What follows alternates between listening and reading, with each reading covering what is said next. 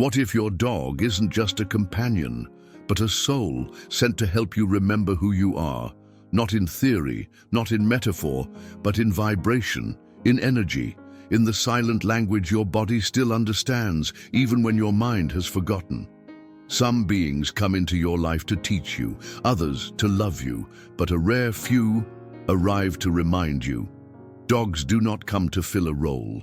They come to hold a frequency, one your soul recognizes before your name was even spoken. You've felt it, haven't you? That moment when the world feels too heavy and your dog just sits beside you, says nothing, does nothing, and somehow that's everything. That stillness, that presence, that is not coincidence. That is communication. That is coherence. That is remembrance.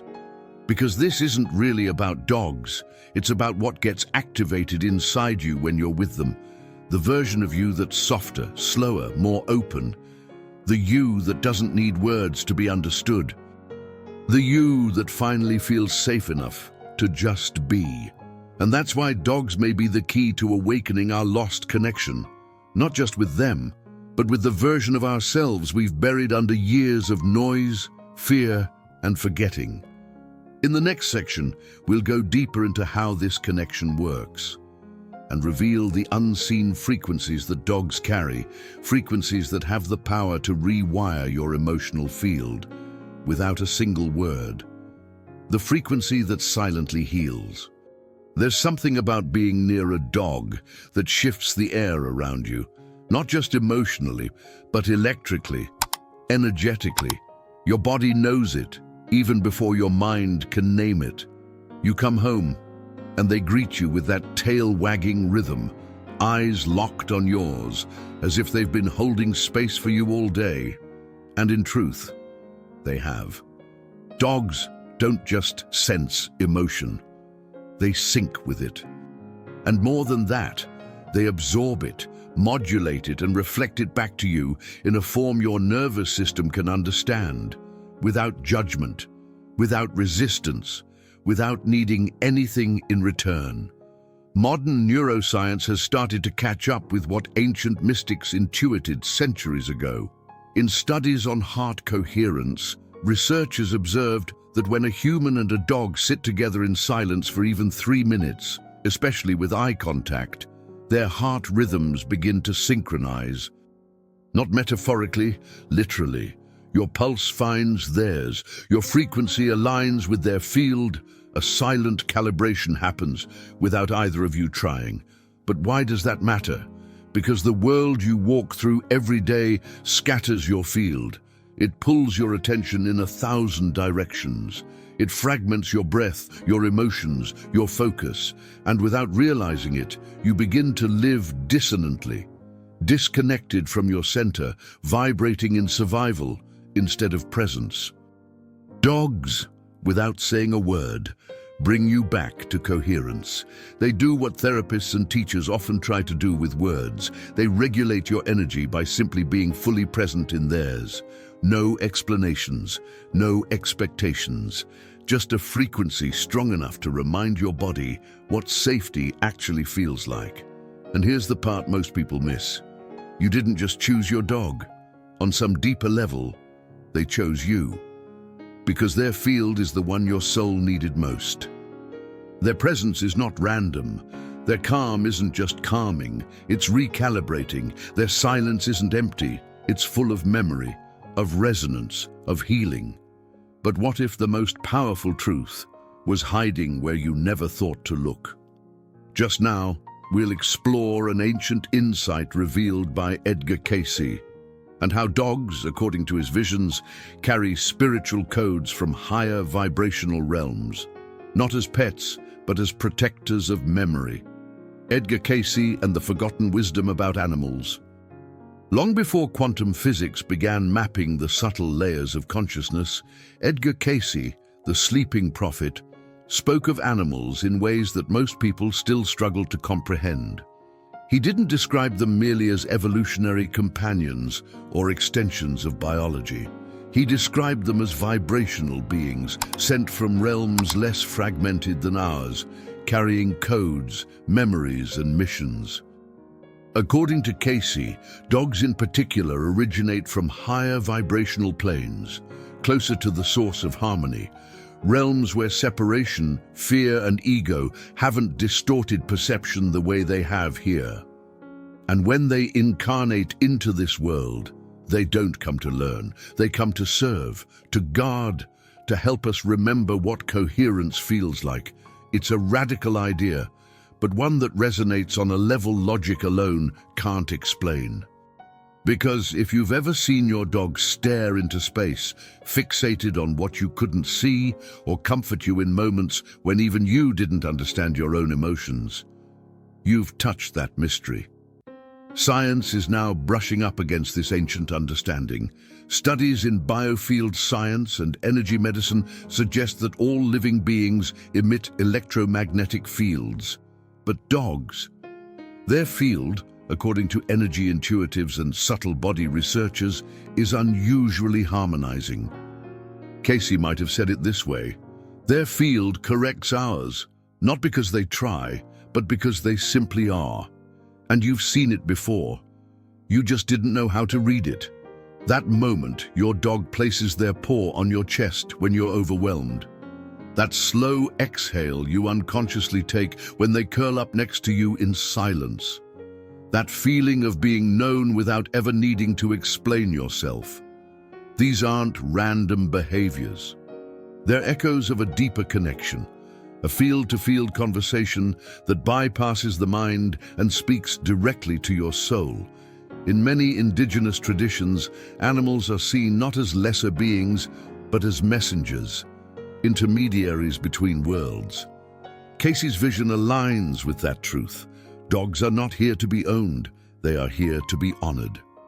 In the next section, we'll explore how our modern worldview has dangerously narrowed the role of dogs, and why reducing them to mere pets might be one of the most subtle ways we've numbed our own capacity to heal. The invisible mistake of seeing dogs as just pets. Somewhere along the way, we shrunk the role of dogs into something decorative, convenient, domestic. We started calling them pets, as if their entire purpose was to sit at our feet and follow our routines. As if they came here to fit into our lives, not to shift the course of our vibration. But what if that very label, pet, is part of the forgetting? When we reduce a dog to a cute companion, we overlook the field of intelligence they're constantly interacting with. We miss the way they track our energy, moment by moment. We ignore how often they absorb our emotional residue, holding it in their bodies when we won't feel it in ours. And over time, we call it coincidence when they get sick after we've been in crisis. You've seen it, the dog that starts limping when their owner is grieving, the one who develops anxiety when the house is filled with unspoken tension, the one who refuses to leave your side when your spirit is breaking. They're not needy, they're not acting out, they're mirroring. We like to say dogs are loyal, and they are. But it goes deeper than loyalty. They are tuned to your nervous system. They calibrate their behavior to match your field, and sometimes they hold so much of your unprocessed pain, their body begins to carry what your heart won't release. That's not metaphor, that's energetics, and this is the invisible mistake. We expect our dogs to adapt to us, to be well-behaved, low-maintenance, emotionally neutral. But they are never neutral. They are reading your vibration every time you walk through the door. They know when your voice says, "I'm fine," but your field says, "I'm unraveling." And they respond not with correction, but with presence, stillness, a depth of listening that most humans have forgotten how to offer. They don't want your attention all the time. They want your authenticity. They want you to sit with them, not as someone in control, not as a caretaker, but as someone real. Someone who stops pretending for a moment and lets the truth of how you feel just be there. Let me explain. Dogs aren't trying to fix you. They're not trying to change your mood or cheer you up. They're simply trying to remind you in the most gentle, unconditional way possible that your energy is felt, that it matters, that your inner state has ripple effects, and that there is healing available if you slow down enough to feel it. Just now we'll look at something most people overlook entirely, the rhythm of a wagging tail, and why this small, simple movement might hold a quantum secret about emotional regulation and the language of energy. The tail that reprograms.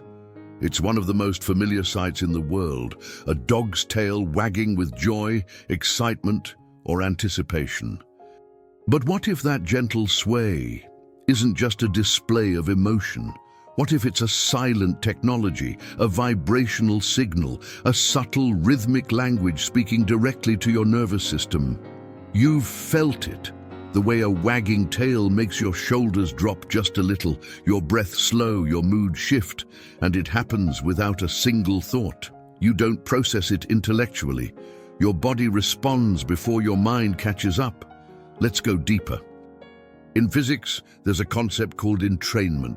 When two rhythmic systems begin to synchronize with one another, it's been observed in heartbeats, brain waves, even fireflies blinking in unison. What happens when that principle is applied to the energy field between a human and a dog? What if that tail, oscillating at a steady frequency, is acting like a tuning fork for your emotional state? The movement isn't random. It's not just an outward sign of how they feel. It's a pulse, a gentle modulation that has the power to shift your frequency. When a dog wags its tail in your presence, especially when it's slow, steady, and grounded, your body begins to mirror that rhythm. Your vagus nerve calms, your breath deepens, your electromagnetic field, which might have been chaotic moments earlier, begins to smooth out. This is not fantasy. This is field physics. This is coherence in motion. Think about it. How often have you walked into a space feeling overwhelmed, only to have your dog greet you, tail wagging like a metronome, and suddenly everything felt less sharp, less urgent? That's not coincidence. That's recalibration. And it's not just ancient science. It's something you already know, even if you've never had words for it. Because your body has always known how to respond to safety, to presence, to rhythm. You've seen it before, you just didn't know how to read it. That tail isn't just an expression of joy. It's a transmitter, a regulator, a subtle embodied message. You're okay. You're not alone. Let's come back into balance. Together. We'll explore now how that joy, the pure, unfiltered delight of a dog, isn't just contagious. It's disarming, and how their ability to pierce through our defenses may be the most powerful healing tool they offer. How their joy disarms your defensive body. There's something undeniable about a dog's joy. It's raw, immediate, unfiltered. They don't hold it back. They don't calculate whether it's the right time, or if it's too much, or if they'll be misunderstood. They simply feel fully, freely now. And when you're around that kind of energy, something in you softens. Especially when you've been living behind walls. You know the walls I'm talking about, the ones you built after heartbreak, after disappointment, after being told that your emotions were too much or not enough. The walls that kept you functional but disconnected, safe but numb, protected but starved for contact that actually means something. Dogs don't climb over those walls. They melt them, not by trying, not by fixing, but by being. Their joy isn't loud, it's spacious. It creates a field around them where your body, and often clenched in defense, can finally let go. Where your breath returns to your belly. Where your shoulders forget they were ever raised. Where your heart remembers what it means to open without needing a reason. And here's what modern neurobiology tells us about that process. Touching a dog, especially with intention, especially in stillness, releases oxytocin, the bonding hormone. It lowers cortisol, the stress hormone. It activates pathways in the brain associated with safety, trust, and emotional regulation. And it happens without words, without processing, without needing to figure things out. Sometimes healing doesn't start with a realization. Sometimes it starts with presence, with a moment of connection so unguarded, so pure, that your whole body exhales the story it didn't even know it was carrying. Let me offer something simple, not as a command, just as an invitation. Sit with your dog, no words, no phone, no agenda. Let your body breathe with theirs. Match their rhythm. Rest your hand where you feel their warmth and let the silence speak. Feel the field they create, steady, unconditional, safe. That's what we long for, even when we don't know how to name it. Someone to see us without flinching, to stay when we're messy, to remind us what wholeness feels like. In the next part, we'll look at the grief that comes when we lose them and why the pain runs deeper than we expect. Because it's not just about loss, it's about the breaking of a sacred frequency, one that had been holding us together all along. The silent memory, why you cry when you lose a dog. There are losses that rattle the surface, and there are losses that echo through the deepest chambers of your being, places you didn't even know existed until they broke open. Losing a dog is that second kind of loss. You try to explain it to people. Sometimes they understand, sometimes they don't. It was just a pet, they say, not out of cruelty, but because they've never truly felt what you're mourning. And that's the part that stings the most, because it was never just anything. It was presence, it was stillness. It was the only being who saw you every day, without expectation, without evaluation, without pretending to be more or needing you to be less. When a dog leaves, something quiet disappears from your home.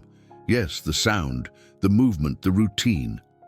But deeper than that, the frequency that held you in ways you never had to ask for. The space they filled wasn't just physical. It was energetic, it was spiritual. And when that frequency vanishes, it creates a kind of silence that screams. People wonder why the grief feels so disproportionate, why it lingers, why it feels different than losing a person, and in some ways, harder. The answer isn't about hierarchy of relationships, it's about purity of connection. With dogs, there are no roles to play, no filters, no projections, just resonance. They met you where you were. They didn't need your success, your image, your logic. They needed only your presence, and they gave you theirs in return, fully, faithfully, until the very end. And when they go, it's not just the end of a life. It's the end of a shared vibration. Your heart isn't just breaking from absence. It's recalibrating to a field that no longer includes their quiet intelligence, their protective warmth, their steady rhythm. And it hurts. Not because you're weak, but because your soul recognizes the depth of what's been lost. Or maybe what's been completed. Because sometimes they don't leave because something went wrong. They leave because their part was done. Their mission completed. Their energy spent not in vain, but in service of your becoming. And maybe that's the hardest truth to hold, that they didn't just love you, they carried you. At this moment, we'll explore how to reconnect with that field, even after loss, through a simple presence-based practice. A moment of conscious coherence with your dog's energy that can begin to restore what was broken. Listen with your skin. There are truths that the mind will never fully grasp, not because they're too complex, but because they're too quiet, too subtle, too soft for language. This is one of them. Dogs don't communicate with words, they communicate with being. And to really hear them, you have to shift how you listen, not with your ears, with your skin, with your breath, with your presence. Sit beside your dog, or if they've passed, sit with their memory, with their essence, with the field that still lingers around moments you shared. Place your hand gently on their body or where their body once rested. Don't do anything, just be. Then breathe. Inhale slowly as their chest rises. Exhale as it falls. Let your breath match theirs. Let the rhythm become shared, like waves finding harmony with the shore. This is not imagination, this is entrainment, the body's natural ability to synchronize with another field of resonance. It's been observed in neuroscience, measured in heart math labs. But more importantly, it's something you've felt all along. The way their calm settles you, the way their stillness slows your racing thoughts, the way their presence reminds your cells that safety still exists. Now, as you breathe with them, visualize a soft golden light, not dramatic, not forced, just a warm, steady glow flowing between you, like threads of energy weaving the space between your hands, your hearts, your fields. This light is not a fantasy, it's a symbol, a mirror, a doorway. Because what you're really remembering isn't just the bond between you and your dog. It's the part of yourself that knows how to connect without fear, how to love without armor, how to be present without needing to fix or control. And here's the insight that may land deep in your bones. They're not just here to comfort you, they're here to remind you, to help you recall the vibrational frequency of home, not the place, but the state of being where you are whole, aligned and awake. You're not just petting a dog, you're touching the key code to your own coherence. And when you begin to listen that way, with your skin, your breath, your field, the conversation changes. It becomes less about behavior and more about being, less about training and more about tuning. Before we move to the next section, I want to thank you. Thank you for arriving this far into the video. Thank you for your attention, your openness, and your heart. If you've ever experienced something like what we've explored, a moment with a dog that felt more spiritual than physical, would you share it with us in the comments? Your story might be exactly what someone else needs to feel understood. And now, we'll uncover a truth that even science still hesitates to embrace: the expanded perception dogs possess, and why they often see what we can't, or rather, what we've trained ourselves to ignore. The forgotten factor. Why dogs see spirits before you do. You've seen it. Your dog suddenly stands still, ears alert, eyes fixed on a space you know is empty. They stare into the corner. They bark at the hallway. Their body shifts, not in fear, but in attention, as if responding to someone you can't see. It unsettles you just for a second. You brush it off. But deep down, something whispers, what if they're seeing something real? In the modern world, we're taught to filter our perception, to trust only what we can measure, prove, repeat. But dogs, they haven't agreed to that contract. They haven't shut down their senses to fit inside our narrow version of reality. They feel what's unspoken, they hear what's unsaid, they see what vibrates just beyond the edge of our comprehension. And maybe that's not mystical at all. Maybe it's just biology unblocked. Their senses, olfactory, auditory, electromagnetic, are wired for subtlety, for nuance, for frequencies we stopped paying attention to a long time ago. But more than that, their presence remains open, unfiltered, alive to the invisible. In many spiritual traditions, animals are considered sentinels between realms, watchers, messengers, not because they're magical, but because they remember. Because their perception hasn't been dulled by distraction, disbelief, or doubt. Dogs sense when a room is off. They notice when your energy shifts, even before you've admitted it to yourself. And yes, they often react to presences that aren't physical, but are very, very real. They are tuned to the layers you've been taught to ignore. But what if the real danger isn't in what they see, but in what we dismiss? What if every time your dog barks at the air, or refuses to enter a certain room, or presses against you in stillness while staring at nothing, they're not acting strange, but acting in tune? And what if ignoring them is ignoring your soul's own radar? Because here's the truth most people don't want to face. Your dog may be more in touch with your spiritual state than you are. Not because you're disconnected, but because you've been conditioned to forget, conditioned to ignore the subtle signs, conditioned to silence the part of you that feels what it feels, even when there's no proof. But they haven't forgotten. And every time they respond to something invisible, every time they hold space with intensity, every time they know something's off before it shows, they're offering you a choice to remember, to reopen, to trust the part of you that still feels the room before you think about it. Now we'll return to the root of this entire journey, the reason dogs come into our lives in the first place.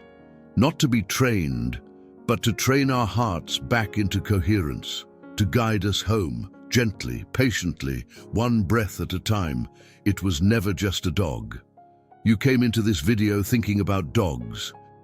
But what if this was never really about them? What if it was about you, about the parts of yourself you've silenced to survive, the parts you've buried under responsibility, routine, and rational thought, the part that still aches for presence, for peace, for the kind of love that asks for nothing but your truth? Dogs don't just walk beside us. They reflect us. They stabilize the frequency we leak. They hold the vibration we forget. And maybe, just maybe, they came into your life not to be taken care of, but to take care of you in the way no one else knew how, to sit with your sadness, to breathe with your chaos, to vibrate with your longing, until it quiets into remembering. So ask yourself truly, when your dog looks at you, what do they see? Not your job, not your image, not your past. They see your field, your pain, your potential, and they stay. No matter what, that is not ordinary. That is sacred. And if you've made it this far, you already feel it. You already know that this video wasn't entertainment, it was remembrance. Thank you for walking this path with me. Thank you for showing up not just with your eyes, but with your heart. Thank you for feeling this, not just as content, but as energy. Your presence here means more than you know. If this message touched you, if it helped you remember what you've been carrying quietly all along, please let us know in the comments. Share your story. Someone out there needs it. Leave your like, subscribe to this channel, and join us in the next video. There's more waiting for you inside Echoes of the Path, because this isn't the end. It's a beginning you've always carried inside you. And remember, you are not at the mercy of the external world. You are the field that transforms what vibrates around you. What you feel is trying to teach you what you've forgotten. Every emotion is a vibrational key. You don't have to fight what you feel. Just learn how to decode it. Your energy is a language, and the universe listens. Reality begins where your old pattern ends. You're not here by accident, and neither are they.